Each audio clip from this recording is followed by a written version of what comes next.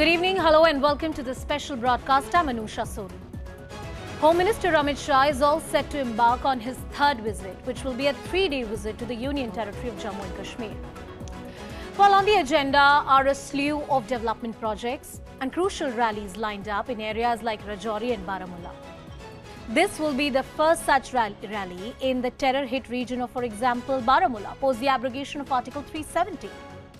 Now, the visit of the Home Minister is important as it asserts multiple things. First of all, India's position that Kashmir is an integral part of India, and the government of India continues to maintain and make sustained efforts to restore political normalcy in the valley and also a firm crackdown on terror.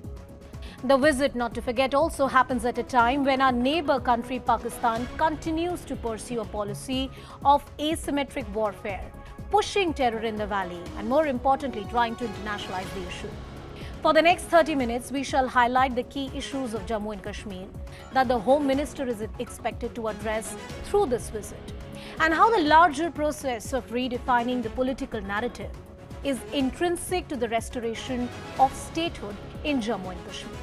All that and much more lined up in the next 30 minutes.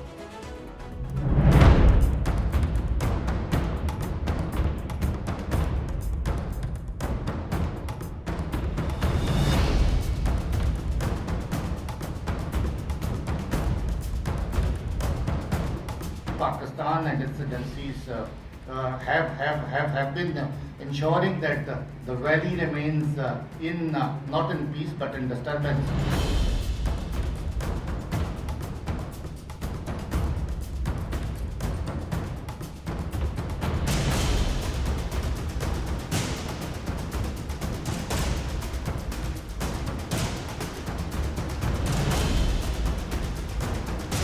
हमारे एक पड़ोसी हैं जो माने एक किस्म से जैसे हम आईटी के एक्सपर्ट हैं, इंफॉर्मेशन टेक्नोलॉजी के, वो इंटरनेशनल टेररिस्ट के expert.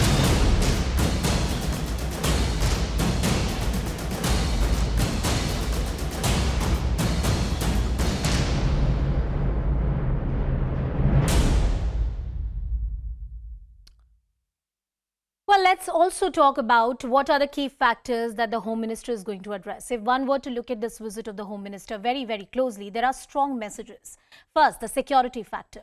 Of course, it happens in the backdrop of multiple attempts by the terrorists and the attempts that they have made to sabotage peace and development in the valley. Of course, when the Home Minister visits an area like Baramulla, the clear message from the government of India is that they're not going to back down. And the review of the crackdown under UAPA, there are various underground workers on whom the government of India had taken action, and also the park infiltration push ahead of the winters. That's going to be a key concern for the government of India. Pakistan repeatedly on multiple occasions, there's ample evidence before the agencies to prove that they've been trying to push terror in the valley. And this is an issue that is also going to find its resonance on an international stage. There are victims of terror from different communities who are likely to speak at the UN HRC. Pakistan at the same forum has demanded rights, and they have said that this is an issue that one should really look at. This is a strong and a stern message coming from India. Not to forget, the External Affairs Minister also echoed the same thing. He said the narrative should not be used in a wrong way. We should have the narrative for the people who are affected by this violence and terrorism, and it includes people from all communities.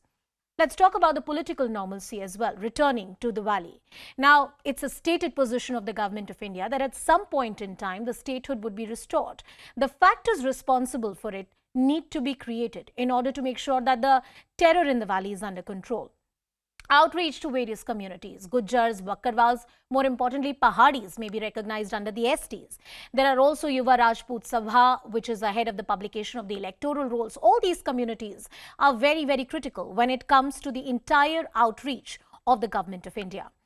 Let's talk about the development push, which is intrinsic to the development of any region. More importantly, Jammu and Kashmir. We have seen how tourism has taken a big boost in the region. There's data and evidence to show that in the last 2 years, the tourism sector has hugely benefited in the Valley of Kashmir.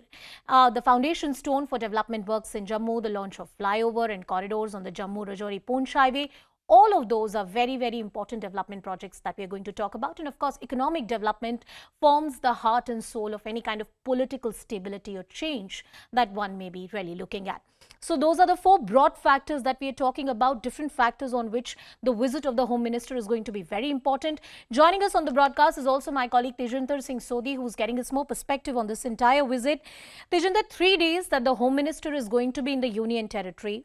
What are the key aspects to watch out for, and what is the message that he's taking to the valley? And also briefly, I'd also like you to talk about what kind of response is coming in from the parties like a PDP or an NC ahead of the visit of the Home Minister. Yes, Anusha, you see, this is for the first time that the Union Home Minister would be in Jammu and Kashmir for 3 long days. Yeah. And he would, as you rightly pointed out in your introduction, that he would be addressing 2 mega rallies, and that too, one in in Rajouri, which is next to the line of control. The district is the border district next to the line of control, and the other one in the once known as the terror hotbed of Baramulla district. So these 2 rallies are very crucial. One, the one which will be held in Rajouri, it will address the aspirations and demands of the people of Jammu region, whereas the one that would be held in Baramulla, would address the aspirations of the people in Kashmir, and also it would also give a strong message to our neighbor, to our adversary, and also to the global community that Jammu and Kashmir continues to be an integral part of the country.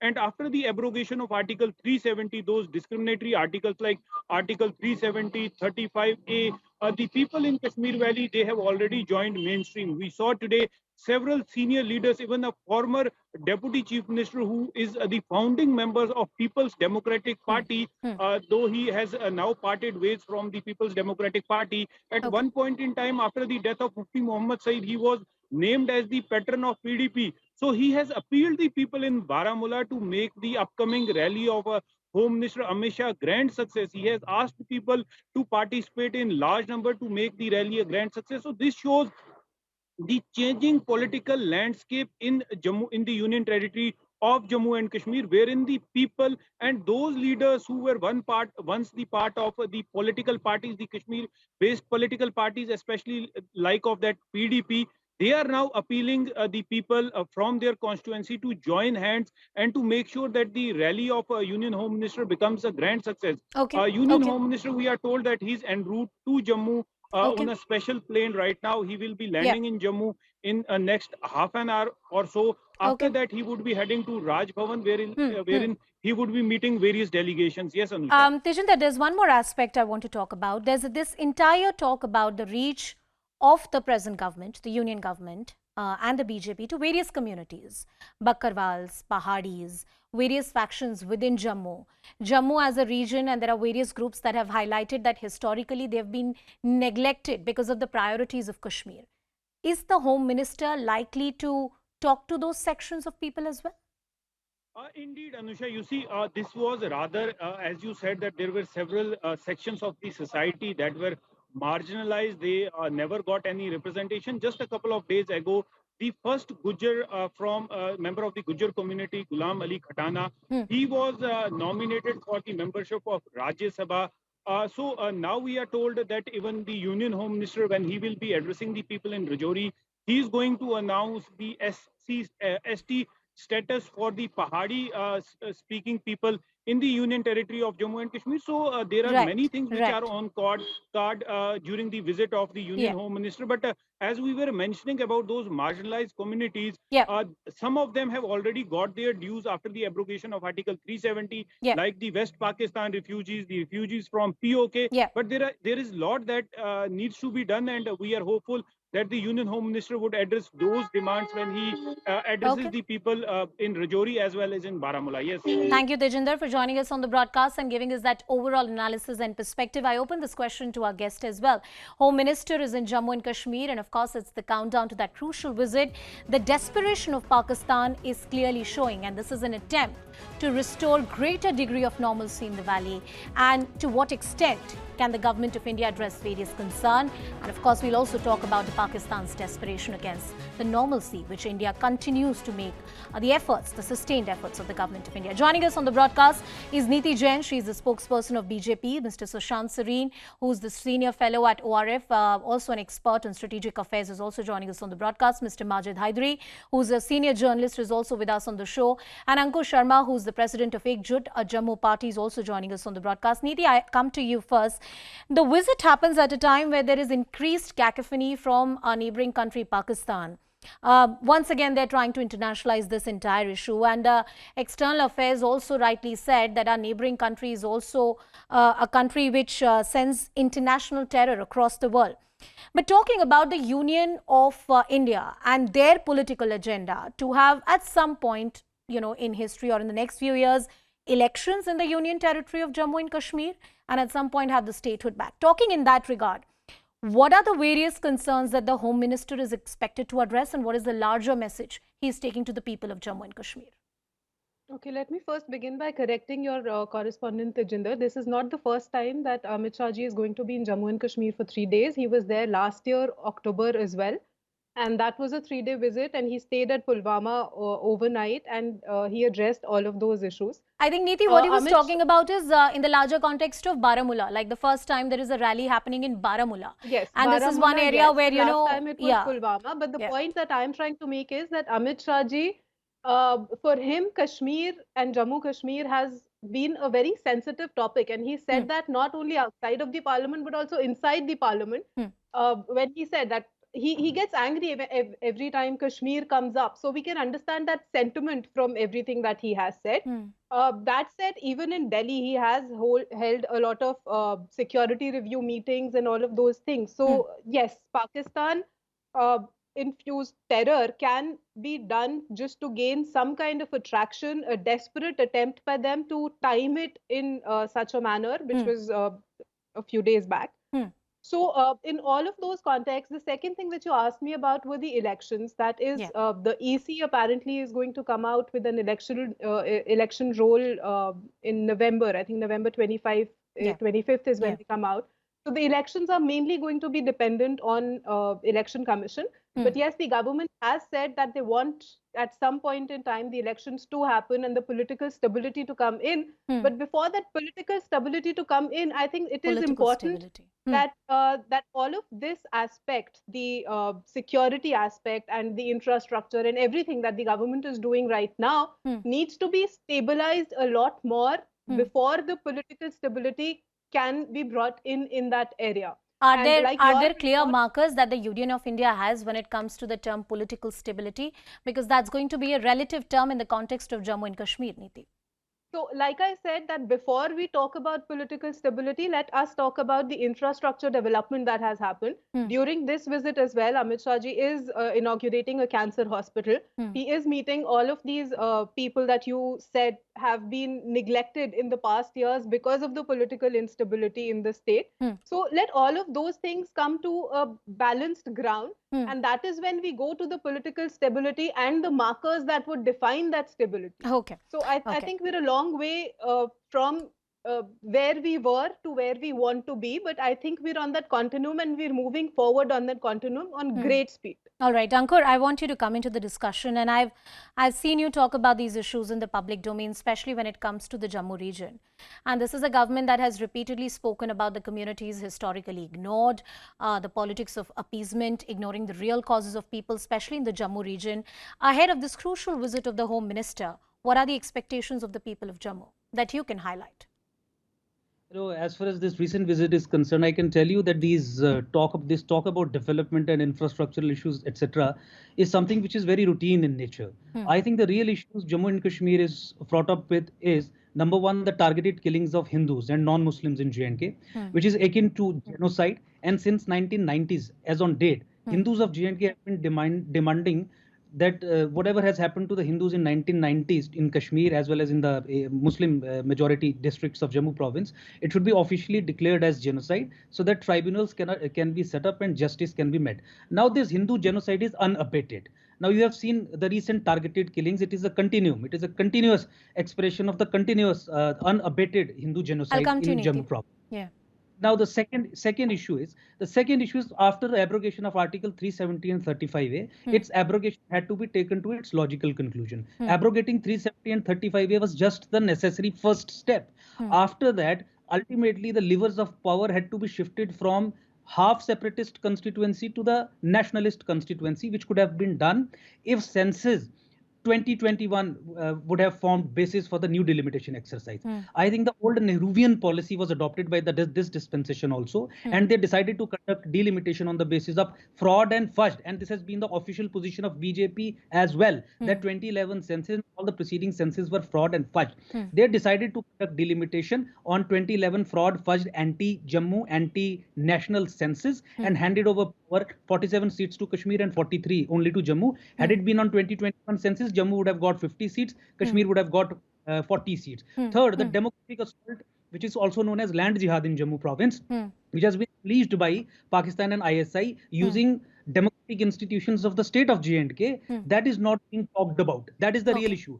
We acknowledged its legislative expression, the law through which Muslims were settled on state lands in Jammu. Now you will be surprised to know that instead of implementing that judgment, the Roshni judgment, the government filed a review petition and has virtually stalled the implementation of the Roshni judgment, which means that it is facilitating planned land jihad and demographic assault of Jammu province.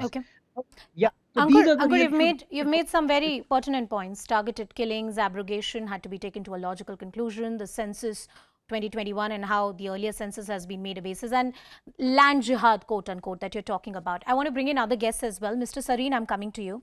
And I'm talking from the larger point of view and the narrative that the government of India talks about of Naya Kashmir. They want to dismantle the earlier political discourse along with the political establishment and create new dynamics that will work towards the development of the now union territory of Jammu and Kashmir. All the issues that Ankur raised, and you heard Neeti as well, with the visit of the Home Minister, clearly not the first time. Do you see this going on the right path? Of course, things can't be course corrected in a month or in a year. But do you see this going on the right path, or perhaps they've lost the way? No, they haven't really lost the way, but I don't think they actually know which way they want to go. Let me put it that way. So I think they have the right ideas. They know what they want to do, but they don't really know how to get there. And that's the sense I get. You know, it's all very well to talk about all the money which has been allocated for development. But if you visit the state of Jammu and Kashmir, you don't really see, the hype which is being made. You don't see it on the ground. Number one. Number two, I think I personally feel that the security situation is largely under control. Pretty much under control, actually. Yes, there will be these odd incidents, and I don't buy this thing that, the other side is very desperate. They've been desperate for the last 40 years. So forget about it. But I think we've got a very good handle over the security situation. The problem to my mind, however, is that, we haven't really been able to make any real progress on the political side of things. There have been some attempts, some half-hearted, attempts, like there was a party which Apni Party came up. It really hasn't got any traction. Now Mr. Ghulam Nabi Azad has thrown his hat in the ring. Let's see whether he gets any traction. The BJP has been trying, but I think it's still getting only traction in the Jammu region. I don't think it has much traction in the valley. And in a sense, there has been a kind of a fragmentation of politics between Jammu and Kashmir region. Indeed, yep. So that is a problem which is going to come up. Then there will be this whole issue of the progressive measures which the government intends to take. Now, of course, politics will be attached to it. There will be all kinds of political motives imputed. But I think, giving reservations to people, to some of the marginalized communities, is something which is the need of the hour. It should have been done many years back. It's being done now, so that's the good thing. I think I'm going to pick up on from the point of view. Yes, sure. Please go ahead. Please go ahead. One last sentence. I don't think, one visit is going to change anything. True. Even a couple of visits. So I think it has to be a very sustained kind of focus on Kashmir to try and smoothen out the rough edges and take the state forward or the union territory forward. Eventually, it will become a state So they've again. got the right ideas, but they don't know how to get there. That's your criticism. Neeti, I know you have a lot to That's the say. impression I'm getting. Yeah, I'll give you the time and opportunity to respond. Before that, Majid, with the visit of the Home Minister, and I agree with Mr. Sareen there, that 1, 2 or 3 visits are not going to change anything. It's a long-term approach, a focused, sustained efforts that need to be taken. But do you agree that what the hype versus the ground reality? Have things changed in Kashmir and Jammu for good? Or there is perhaps much more that needs to be done?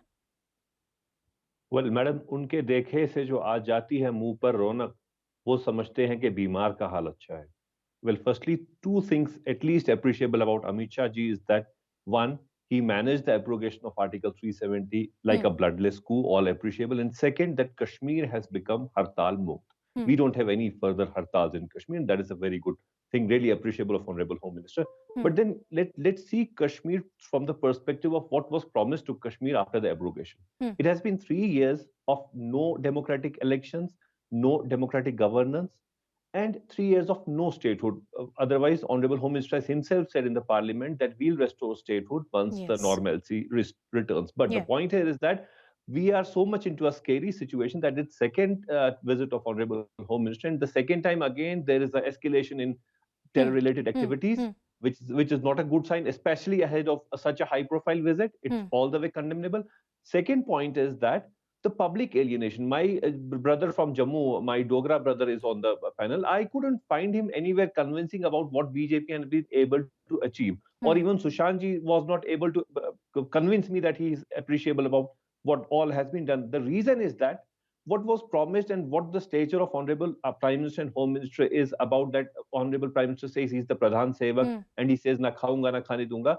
There is so much of public alienation in Jammu and Kashmir, including Jammu in the last 3 years and it's essentially because of viceroyship of the bureaucrats and the corruption in administration. Why is Honorable Home Minister unable to tackle that? That is my simple point. Let me take these questions. Neeti, I'm sure you have a lot to say. Why don't we structure it a little bit? I think you should talk about the fact everybody here on the panel agrees that they Can I also put a question to? Yes, Mr. Sareen, go ahead. A short question, please. Just a short question. On the political side of things, for example, a very good measure was taken with the DDC elections, right? But where have you empowered the DDCs? Most of those guys poor chaps are in hiding. Most of them have not been empowered. They are, like Majid was saying, they are virtually being, led by the nose by the bureaucracy. They cannot. So Neeti, I think largely on the panel, everybody agrees that the government has the right ideas. They have taken a bold step on the 5th of August 2019, and there were big promises, hopes, and expectations that were set in. I think everybody somewhere, to an extent, is not happy in the direction in which the progress is happening. Converting those promises on the ground, public alienation, electoral processes, development that needs to be done. On these 3-4 points, if you can put forward your point of view. Yes. So, like I said earlier, Anusha, it needs to be a continuum where we were to where we are today to where we want to be. There is no magic wand with anybody that is going to change everything. And let me say that by taking an example by what Mr. Sushant Sareen said. Sir, with all due respect, you're saying security तो under control है, लेकिन जमीन पर कुछ नहीं हुआ है. Sir, security अपने आप under control नहीं होती है. There are a lot of things that needed to be done that have been done. And that is why today there is less stone pelting, there is less youth that is being inducted in all of these activities.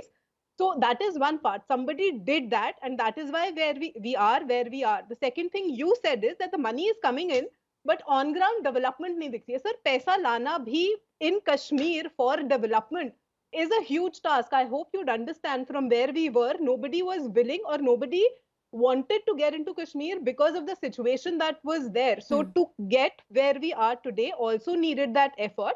And you're saying on ground nahi dikh raha. Sir, last year there was a journalist from Kashmir who said this is for the first time that the snow and electricity in Kashmir has happened together for the first time. You think that is not on ground? You think the hospitals that have been built there, the aims that have gone there, the colleges, the schools, the cancer hospital that Amit Shah ji is inaugurating today, you think that is not all on ground? Like I said, there is no magic wand. I understand that the expectations and where Kashmir needs to be is still far away. But to say that none of that has happened today is not right. So the government knows what they want and they're working towards it. You may not like the pace of it, but this is the pace that the normalcy will be retained as well. So we need to take everything into consideration, and the government is doing that and moving forward why on don't you those. also respond to that criticism that came in from Ankur, that there is no logical conclusion to which the abrogation has been taken, and he also spoke about particularly the targeted killings of the minority, the Hindu community, and there's a term that he uses, land jihad, and the fact that the government went in a review petition against the Roshni judgment. How do you explain that position? Niti, go ahead. I lost your voice in between, Anusha. All right, Niti, I'll reiterate my question. I'll reiterate my question. 2 points I want to talk to you, you to talk about. First is, Ankur said that the abrogation of 370 has not been taken to a logical conclusion, and he particularly spoke about the flawed census that has been used, and secondly, quote unquote land jihad, the fact that the government went in a review petition against the Roshni judgment, which many say was a bold decision that had come in from the High Court. Niti. All right. So first of all, talking about the targeted killings, I think that was the first question that you asked me. To say that this was a targeted killings of Hindus, yes, there were a majority of Hindus that were killed, but there were also people from different communities. So if we don't make this Hindu-Muslim and make this terrorists versus India, or if we make this Pakistan versus India. That is a lie which Pakistan also peddles, that this is not a Hindu-Muslim issue. Also have been killed. Muslims have because they practice Islam. Hindus have killed who will kill anybody who speaks for India. They have an anti-India mindset, which is what they will use against us. And that is what they're against. They don't want development to happen there. They want people to stay where they were. Obviously, they would have a problem with whatever is happening, the development. And I don't know what you're expecting. Niti, catch a breath. I'll quickly take in a word from Ankur. Catch a breath, take a sip of water. Ankur, your argument largely is that if this is a problem which is happening, or a kind of a discrimination which is happening towards the Hindu community, and this is a government which has never shied away from its majoritarian identity or a Hindu identity, why do you think that the BJP will not own up to this kind of a problem? I mean, perhaps one expects that this party is going to be very, very vocal about these issues. Ankur. Yes, so let's talk about facts now. The state of India is still in denial about the occurrence of Hindu genocide. Now the experts on genocide say that denial is the climax of genocide. Denial of genocide is double genocide. And denial of genocide ensures that the genocide goes unabated. That is the situation in J&K. The government of India, as on date, refuses to officially recognize it as a genocide, despite being a signatory to the UN Convention. And this talk about Muslims have also been killed. Muslims are not being killed for practicing Islam. Please understand. This is a jihadi warfare. Hindus are being targeted and attacked and killed. Let me check if Niti is back with us on the broadcast, because Ankur, I want an answer to all these questions. Niti, I hope your throat is better. The government has not shied away from it. When the genocide happened, I think the BJP has agreed and has approved of everything that had happened. But in today's scenario, if we just stick to that, and not look at the larger picture, where it is the idea of India, the idea of development that is being attacked by these people, who is it going to benefit? I think unless and until we change our mindset to this is an anti-India attack and not just about a community, I think we're missing the larger picture there. Okay, I have last 1 minute. I'm going to take it to Mr. Sushant Sareen and Mr. Hydari. 30 seconds to you, Ankur, and then I have to bring in other people as well. Yes. So I can tell you another dimension which has not been taken care of. The institutions of radicalization and indoctrination are flourishing in J&K. We have been demanding ban on Ahle Hadith, which is the mother organization of Lashkar-e-Taiba. Government of India is in continuous denial of this thing that we are going to ban. Let me bring in Mr. Sareen. Mr. Sareen, if there is an advice or a piece of advice that you'd want to give to the government of India in terms of the direction in which things are going, what would you tell them? I think my piece of advice would be that keep the security situation as tight as it is. There's always room for improvement, but more importantly, get the politics right. And I think the politics is where the government seems to be floundering a little bit. If they get this right, I think we'll be on the right path. Now, everything else, this land jihad, why don't the people of Jammu go to Kashmir and buy land? Who has stopped them from buying land? They don't want to go out there. The constant cribbing which happens. Now, okay, fine. Genocide happened. There's no doubt I am very sorry to interrupt this discussion. I thank you all, Niti Jain, Sushant Sareen, Majid Hydari and Ankur Sharma. Thank you all for joining us on the show. Completely out of time, but we look forward forward to the visit of the Home Minister in the Union Territory of Jammu and Kashmir. All eyes on that crucial visit. With that, it's a wrap. Shivani takes it forward.